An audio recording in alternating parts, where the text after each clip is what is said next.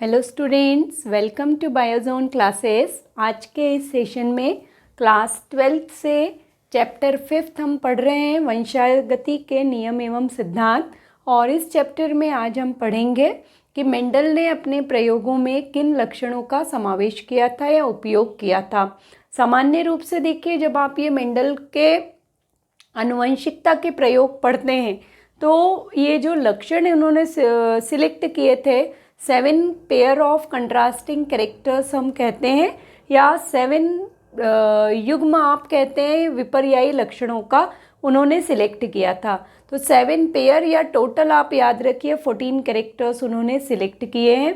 तो जनरली ये कैरेक्टर्स बच्चों को पता होते हैं, 12th में भी आप पढ़ चुके हैं। जो ड्रॉपर्स के बच्चे हैं या नीट के लिए प्रिपेयर कर रहे हैं, और जो स्टूडेंट 12th के लिए भी बोर्ड के एग्ज़ाम्स को प्रिपेयर कर रहे हैं, उनको भी ये पार्ट क्लियर होता है। बट यहाँ पे जो हम मेन पढ़ेंगे वो आप पढ़ते हैं कि कितने लक्षण हैं जो कलर से आधारित है, कितने लक्षण उन्होंने लिए थे जो कि पौधे के विभिन्न भागों के शेप से या आकार से निर्मित थे या आकार से संबंधित थे। तो यहाँ पर पहले हम पढ़ेंगे मेंडल ने किन लक्षणों का चयन किया था अपने अध्ययन के लिए, और फिर उसके पश्चात हम आते हैं एक संकर क्रॉस की तरफ।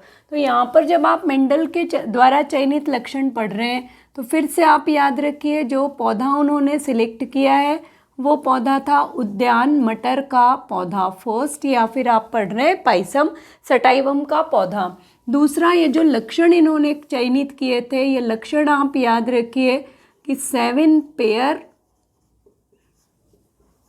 का चयन किया है उन्होंने लक्षणों में।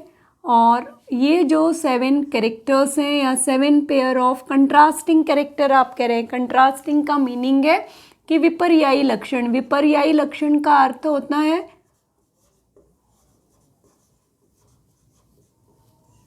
विपर्यायी लक्षण का मीनिंग है कि अगर एक लक्षण आपका उसके लिए प्रभावी है तो उसी लक्षण के लिए दूसरा जीन किस रूप में उपस्थित होगा, अप्रभावी अथवा रेसेसिव रूप में उपस्थित होता है। अब जब हम 7 पेयर का चयन पढ़ रहे हैं तो ये जो 7 विपर्यायी लक्षण है या 7 पेयर ऑफ कैरेक्टर, थोड़ा यहाँ पे मुझे इंग्लिश यूज़ करना पड़ेगा, तो 7 पेयर ऑफ कंट्रास्टिंग कैरेक्टर या जो ये विपर्यायी लक्षण है ये कितने भागों से संबंधित है, तो 4 भागों से संबद्ध रखते हैं। पौधे के 4 भागों से, ऑब्जेक्टिव के लिए थोड़ा ध्यान दे के पढ़िए ये पार्ट। तो पौधे के जो 4 भाग हैं उन 4 भागों से संबंधित है। कौन से पौधे के कौन से 4 भाग हैं, तो यहाँ पे देखिए, एक तो है पौधे का तना ले लीजिए, जैसे हम पौधों के विभिन्न भाग पढ़ते हैं। एक लक्षण पौधे के तने से संबंधित है, दूसरा लक्षण पौधे के पुष्प से संबंधित है, कुछ अन्य लक्षण जो है वो पौधे में फली से संबंधित है, या फल आप कह सकते हैं, परंतु फल किस रूप में होता है मटर में, फली के रूप में, तो मटर की फली के रूप में है। और 4th कैरेक्टर या 4th जो लक्षण आप यहाँ पे पढ़ रहे हैं, जो चौथा भाग जो पौधे का उन्होंने लक्षणों के लिए चयनित किया था वो था बीज। तो ऑब्जेक्टिव के लिए याद रखिए कि 7 कंट्रास्टिंग या 7 जो विपर्यायी लक्षण है वो पौधे के 4 भाग, वो 4 भाग क्या होंगे, तना पुष्प फली और बीज से संबंधित होते हैं। ये पार्ट याद रखिए। अब तने से संबंधित देखिए, अब जब आप ये लक्षण पढ़ रहे हैं तो यहाँ पे पहले हम टेबल बनाते हैं, फिर हम देखते हैं कि किस भाग के कितने लक्षण उन्होंने अपने अध्ययन में प्रयुक्त किए थे। तो यहाँ पे देखिए, यहाँ पर हम पढ़ रहे हैं पौधे का, ये टेबल हम पहले बनाते हैं, पौधे के भाग, यहाँ पर अब उस भाग का विशिष्ट लक्षण जो कि उन्होंने चयनित किया था उस लक्षण को हम पढ़ते हैं। और लक्षण आपके किस रूप में उपस्थित है, लक्षण आप याद रखिए प्रभावी तथा अप्रभावी के रूप में। जीन्स विपर्यायी मतलब एक ही जीन 2 रूपों में आपको मिलेगा, प्रभावी तथा अप्रभावी के रूप में। पौधे के भाग में सबसे पहले आप देखिए, पहला जो भाग उन्होंने सिलेक्ट किया था वो तना अथवा स्टेम को सिलेक्ट किया था, और जो लक्षण लिया था उन्होंने तने की लंबाई को लिया था। ठीक है, जो प्रभावी लक्षण आप पढ़ रहे हैं, प्रभावी लक्षण तना अत्यधिक लंबा है, या फिर आप कहते हैं कि प्रभावी लक्षण टॉल या लंबा है, और अप्रभावी लक्षण हम पढ़ रहे हैं ड्वार्फ, या सामान्य रूप से आप कहते हैं कि तना बौना है, मतलब लंबाई में बहुत छोटा होगा। कैपिटल टी से आप जीनोटाइप प्रदर्शित करते हैं और यहाँ पर आप प्रदर्शित कर रहे हैं स्मॉल टी से। इसके बाद जो दूसरा कैरेक्टर इन्होंने लिया है, दूसरा कैरेक्टर आप देखिए, याद रखिएगा, यहाँ पे इन्होंने लिया था पुष्प अथवा फ्लावर। फ्लावर से ये क्वेश्चन भी आया है कि मेंडल ने अपने प्रयोगों में फ्लावर से या पुष्प से संबंधित कितने लक्षणों का अध्ययन किया था। तो पुष्प से संबंधित लक्षण याद रखिए, 2 लक्षणों का उन्होंने अध्ययन किया है। एक उन्होंने लिया है पुष्प की स्थिति, और दूसरा पोजीशन भी कहते हैं आप पुष्प की स्थिति को, और दूसरा जो पुष्प का लक्षण लिया है वो है पुष्प का रंग अथवा कलर।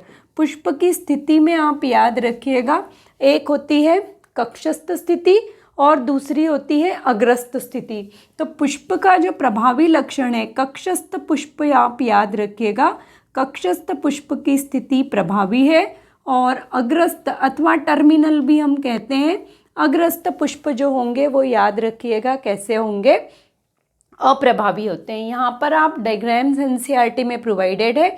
कक्षस्थ का मीनिंग होता है कि पुष्प कहाँ पर उपस्थित है या कहाँ से निर्मित हो रहा है। पुष्प पत्ती की कक्ष से जब निर्मित हो रहा है तब उसे हम कहते हैं कक्षस्थ।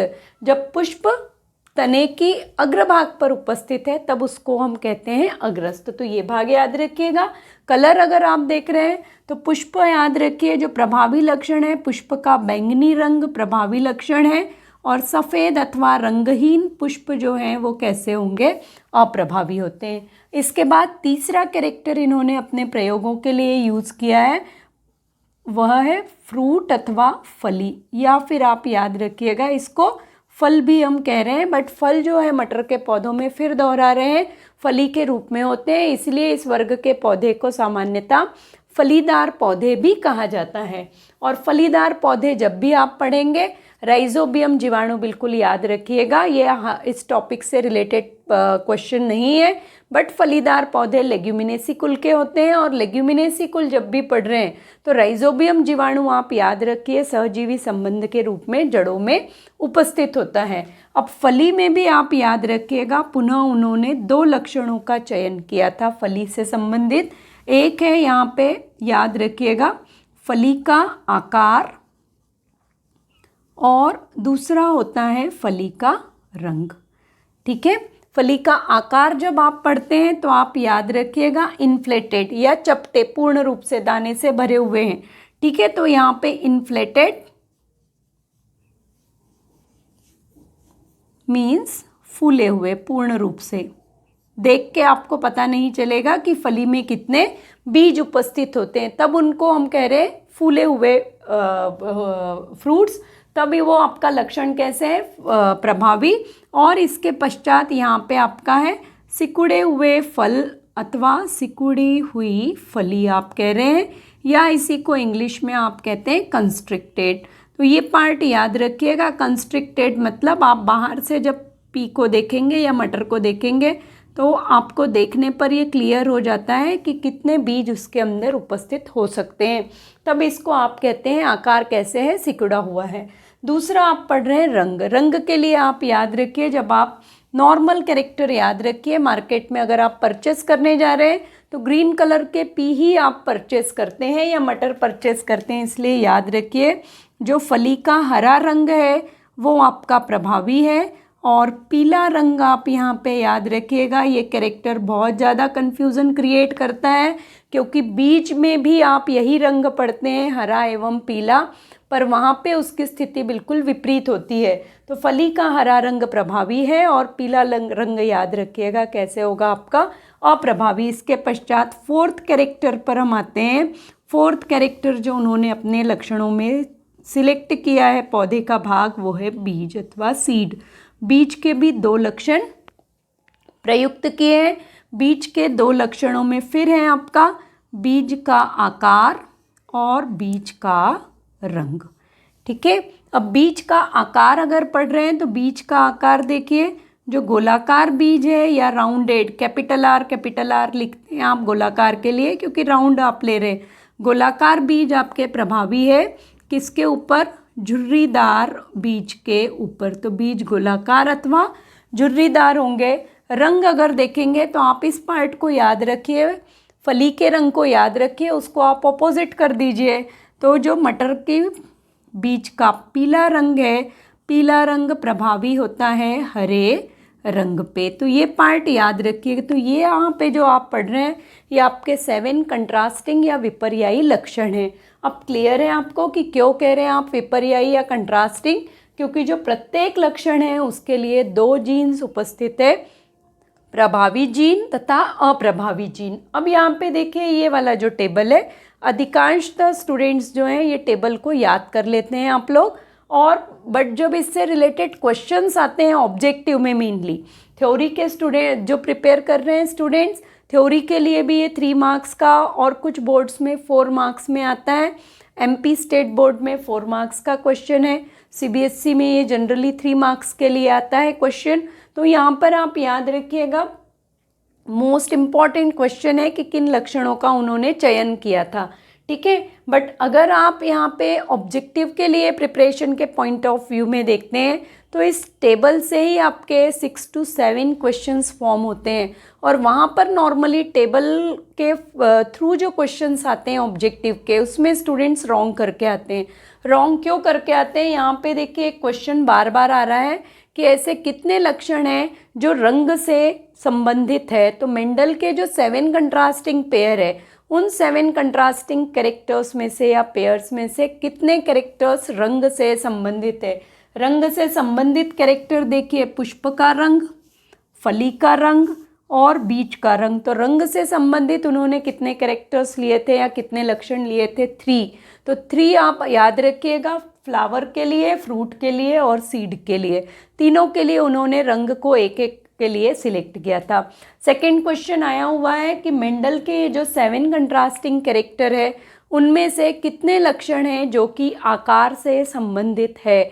आकार से संबंधित अगर आप देख रहे हैं तो केवल 2 ही लक्षण आपको मिल रहे हैं, एक बीज का आकार और दूसरा फली का आकार। तो आकार से संबंधित लक्षणों के लिए अगर क्वेश्चन आ रहा है तो याद रखिए केवल 2 लक्षण ऐसे हैं जो कि आकार से संबंधित होते हैं। और फिर उसके पश्चात है तने लंबाई से संबंधित, केवल 1 लक्षण है पुष्प की स्थिति से संबंधित। तो कितने लक्षण हैं जो केवल एक ही एक लक्षण को या एक ही एक कैरेक्टर को प्रदर्शित कर रहे हैं?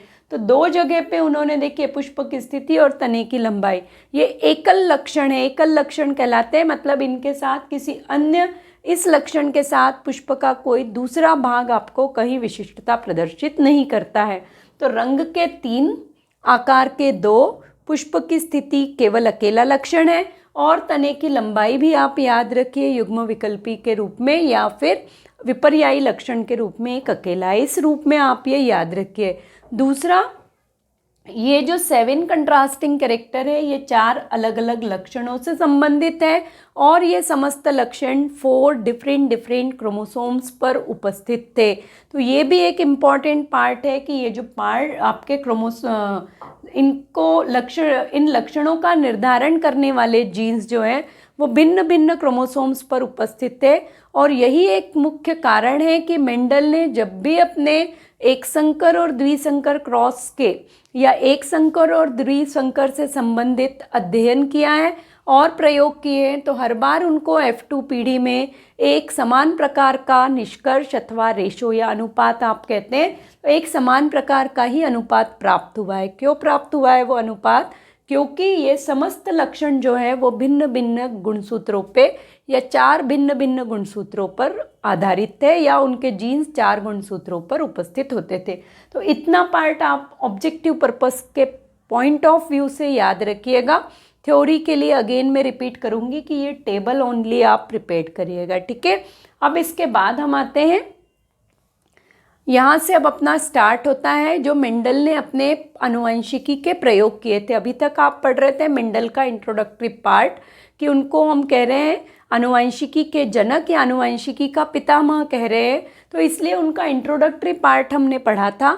अब उनके जो आनुवंशिकी के प्रयोग है, आनुवंशिकी के प्रयोग के लिए हम पढ़ते हैं कि मेंडल ने सबसे पहले तो किन 2 विधियों का प्रयोग किया था, और फिर उसी के साथ साथ आप पढ़ते हैं कि उन 2 विधियों के बाद मेंडल ने आप पढ़ते हैं कि किसको स्टडी किया है, पहले एक संकर को अध्ययन किया है, उसके बाद उन्होंने द्विसंकर अथवा डाइहाइब्रिड क्रॉस को पढ़ा था।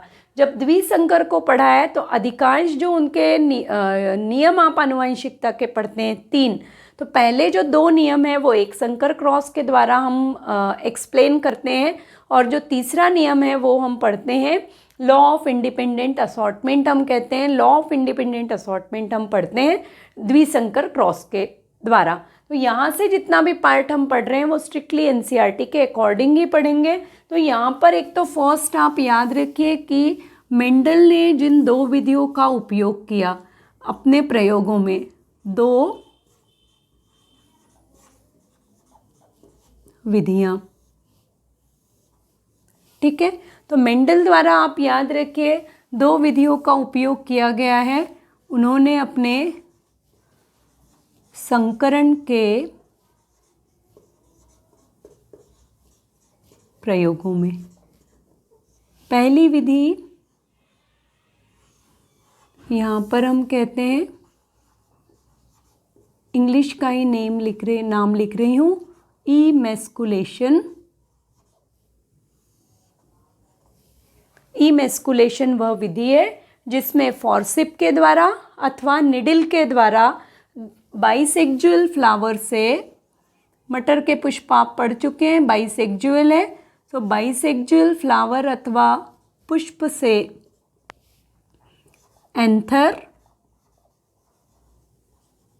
के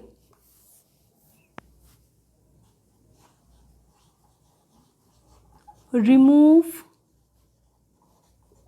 करने की विधि। तो बाइसेक्जुअल फ्लावर से आप किसको रिमूव कर रहे हैं, एंथर को फॉर्सेप के द्वारा या निडिल के द्वारा रिमूव करते हैं, या विपुंसीकरण कहते हैं जहाँ तक इसको हिंदी में, एक बार हिंदी का टर्म आप देख लीजिएगा, विपुंसीकरण अथवा इंग्लिश में इमेस्कुलेशन कहते हैं। तो एंथर को रिमूव करने की जो विधि है वो विधि कहलाती है इमेस्कुलेशन। इसके कारण यहाँ पे देखिए प्रारंभ में पुष्प आपका कैसे था, प्रारंभिक पुष्प आपका गाइनोशियम भी उपस्थित है इसमें, और एंड्रोशियम भी उपस्थित है अथवा एंथर उपस्थित है, और सेपल्स और पेटल्स तो यहाँ पर उपस्थित होते हैं, बट उस पार्ट से हमको अभी कोई मतलब नहीं है क्योंकि हम किसको पढ़ रहे हैं, संकरण। और संकरण हमेशा किसके बीच में हो रहा है, male and female reproductive organs के बीच में। तो यहाँ पर याद रखिए इस बाइसेक्जुअल फ्लावर या उभयलिंगी पुष्प से जब आपने निडिल के द्वारा या फॉर्सेप के द्वारा या सीजर के द्वारा एंथर्स को रिमूव कर दिया, तो जो बाइसेक्जुअल फ्लावर होता है वो किस में परिवर्तित होता है, इमेस्कुलेशन के पश्चात आप याद रखिए इमेस्कुलेशन द्वारा बाइसेक्जुअल फ्लावर को हम इस साइन के द्वारा प्रदर्शित करते हैं। तो उभयलिंगी पुष्प फीमेल पुष्प में परिवर्तित होता है, ये पार्ट बिल्कुल याद रखिएगा। तो फीमेल फ्लावर में परिवर्तित होगा, और इमेस्कुलेशन या विपुंसीकरण की प्रक्रिया केवल और केवल बाइसेक्जुअल अथवा उभयलिंगी पुष्पों में ही की जाती है।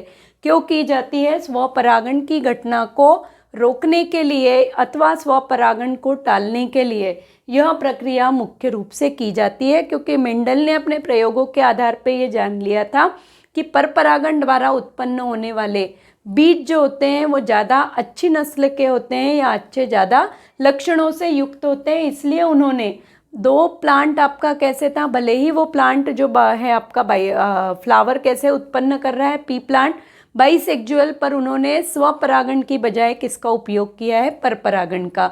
और परपरागण किसके द्वारा किया था, संकरण की प्रक्रिया के द्वारा। दूसरा आप पढ़ते हैं इमेस्कुलेशन के पश्चात। इमेस्कुलेशन के पश्चात आप याद रखिएगा यहाँ पे दूसरी विधि उपयोग करते हैं बोराकरण अथवा बैगिंग हम कहते हैं, इसका हिंदी नाम मुझे पता है।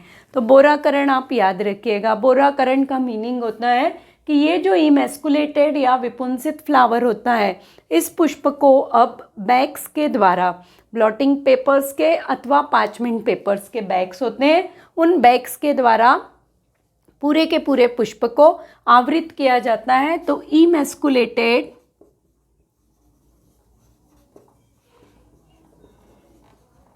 पुष्प को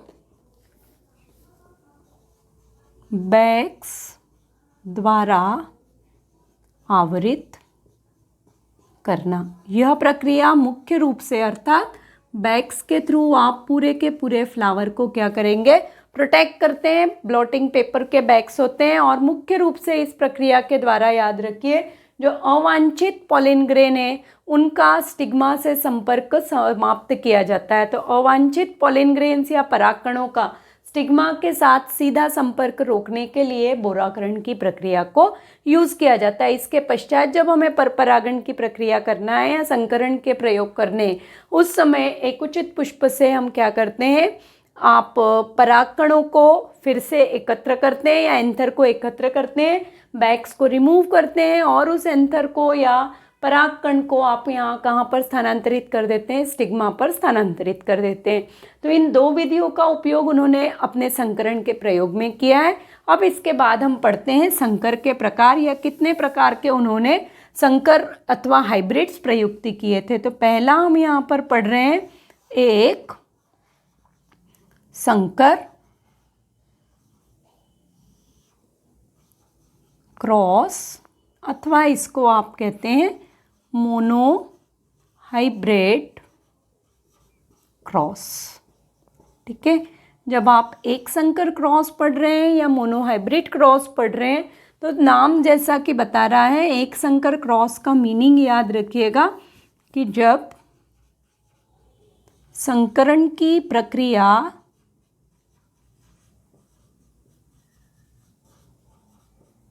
केवल एक विपर्यायी लक्षण, एक युग्म नहीं है, याद रखिएगा, केवल एक विपर्यायी लक्षण के मध्य होती है, तब उस प्रकार का जो संकरण है वो संकरण अथवा क्रॉस जो है वो क्या कहलाएगा, आपका एक संकर क्रॉस कहलाता है। सामान्य उदाहरण के रूप में हम यहाँ पर देखते हैं, जब भी आप यहाँ पर अपीयर करते हैं सामान्य उदाहरण, तो क्रॉस हम किसके बीच में शो करते हैं, क्रॉस लंबे व बौने पौधे के मध्य। तो लंबे व बौने पौधे के मध्य जब आप संकरण कर रहे हैं, केवल एक ही लक्षण लिया है आपने, कौन सा, तने की लंबाई का, तो एक ही लक्षण के लिए जब आप क्रॉस कर रहे हैं या संकरण कर रहे हैं तो वो हुआ आपका मोनो हाइब्रिड क्रॉस या फिर एक संकर क्रॉस। एक संकर क्रॉस में आप देखिएगा F2 पीढ़ी का अनुपात, दो प्रकार के अनुपात हम यहाँ पर पढ़ते हैं। F2 पीढ़ी का अनुपात याद रखिएगा, एक आप फिनोटाइप का अनुपात पढ़ते हैं। जब भी आप F2 पीढ़ी के लिए अनुपात पढ़ेंगे तो याद रखिए एक आप जीनोटाइप के लिए और एक फिनोटाइप के लिए पढ़ते हैं। तो सर्वप्रथम हम पढ़ते हैं अनुपात फिनोटाइप का। फिनोटाइप का अनुपात याद रखिए आपका होता है 3:1। 3:1 का मीनिंग है कि 4 प्लांट्स में से टोटल F2 पीढ़ी में कितने पौधे उत्पन्न होते हैं, 4 प्लांट। मोनो हाइब्रिड क्रॉस अगर है या एक संकर क्रॉस कर रहे हैं तो F2 पीढ़ी में कितने नए पौधे बनेंगे, 4। और ये जो 4 प्लांट्स हैं इसमें से 3 प्लांट याद रखिए प्रभावी लक्षणों वाले होंगे और एक जो होगा वो कैसे होगा, आपका अप्रभावी लक्षण। आप कोई भी चयनित कर सकते हैं। अगर आपने यहाँ पे लंबा और बौना लिया है तो 3 प्लांट आपके लंबे होंगे और एक प्लांट कैसे होगा, आपका बौना होगा। और वही अगर आप जीनोटाइप को देखते हैं तो जीनोटाइप आप याद रखिए यहाँ पे कैसे होगा, 1:2:1। जब हम जीनोटाइप पढ़ते हैं तो जीनोटाइप अनुपात में हम देखते हैं कि जीनोटाइप क्या समयुग्म की है या फिर विषम युग्म की है। तो यहाँ पे देखिएगा एक लंबा पौधा समजात होगा, 2 लंबे पौधे असमजात या विषम जात होंगे और एक आपका बौना पौधा होगा। बौना आपका चूँकि अप्रभावी लक्षण है और अप्रभावी लक्षण हमेशा समजात ही होते हैं। ऑब्जेक्टिव के लिए ये पार्ट भी याद रखिएगा कि प्रभावी लक्षण समजात अथवा विषमजात दोनों अवस्थाओं में हो सकते हैं, परंतु अप्रभावी लक्षण हमेशा ही समजात होते हैं क्योंकि अप्रभावी लक्षण सदैव शुद्ध होते हैं। तो ये पार्ट इतना याद रखिएगा। अब हम एक संकर क्रॉस को पनेट के मेथड के द्वारा या पनेट बॉक्स और पनेट स्क्वायर मेथड कहते हैं, उस मेथड के द्वारा हम यहाँ पर सॉल्व करते हैं। तो अब हम एक संकर क्रॉस पढ़ते हैं। एक संकर क्रॉस जब हम पढ़ रहे हैं तो उदाहरण हमने लिया था यहाँ पे लंबे और बौने पौधे। तो यहाँ पर याद रखिए टॉल प्लांट हमने लिया है और ड्वार्फ मीन्स बोना आप कह रहे हैं। टॉल के लिए आप जीनोटाइप प्रदर्शित कर रहे हैं कैपिटल टी। ड्वार्फ के लिए हम प्रदर्शित कर रहे हैं स्मॉल टी। अब यहाँ पे देखिए ये पैतृक पीढ़ी है। पैतृक पीढ़ी हमेशा मियोसिस अथवा अर्धसूत्री विभाजन के द्वारा युग्मकों का निर्माण करती है। युग्मक निर्माण में यहाँ पर अगुणित होने के कारण एक ही एक जीन्स उपस्थित होंगे, कैपिटल टी अथवा स्मॉल टी। दोनों ही पैतृक यहाँ पे देखिएगा समजात है। और जब पैतृक समजात होते हैं तो उत्पन्न होने वाले 100% गैमीट एक समान होते हैं। परंतु अगर मान लीजिए कि जो टॉलनेस है पौधे की, ये टॉलनेस किसके कारण होती? Genotype capital T small T होता। पौधा लंबा है परंतु वो कैसा है? विषमजात है। इस अवस्था में याद रखिएगा, इस अवस्था में दो प्रकार के आपके युग्मक बनते। एक 50% जो युग्मक है उनमें प्रभावी जीन और 50% युग्मकों में अप्रभावी जीन्स उपस्थित होते हैं। इसलिए हम कहते हैं कि जो प्रभावी लक्षण होते हैं वो समजात अथवा विषमजात अवस्था में। समजात अवस्था में जब भी लक्षण होगा 100% गैमेट एक समान होते हैं। विषमजात अवस्था में जब भी होंगे तो उत्पन्न होने वाले गैमेट 50-50% में उत्पन्न होते हैं। अब यहाँ पे जब संकरण की प्रक्रिया होती है या क्रॉसिंग हम लिखते हैं यहाँ पे अपॉन क्रॉसिंग, यहाँ पे याद रखिएगा पहली पीढ़ी उत्पन्न होती है। यह पहली पीढ़ी हमेशा याद रखिए, इसको हम कह रहे हैं एफ का मीनिंग होता है फिलियल। तो ये F1 पीढ़ी आपकी होगी और ये F1 पीढ़ी आप याद रखिएगा सदैव प्रभावी जीन की उपस्थिति के कारण पैतृक से, प्रभावी पैतृक से लंबा पौधा यहाँ पर उत्पन्न होगा। या आप याद रखिए पौधा फिर कैसे होगा? लंबाई में टॉल। क्यों? क्योंकि कैपिटल टी उपस्थित है। इसलिए जब आप F1 पीढ़ी के पौधों को केवल देखते हैं तो देखने पर आप हमेशा याद रखिए F1 पीढ़ी किस पैतृक से समानता रखेगी? F1 पीढ़ी सदैव ही प्रभावी पैतृक के साथ समानता लक्षणों में प्रदर्शित करती है।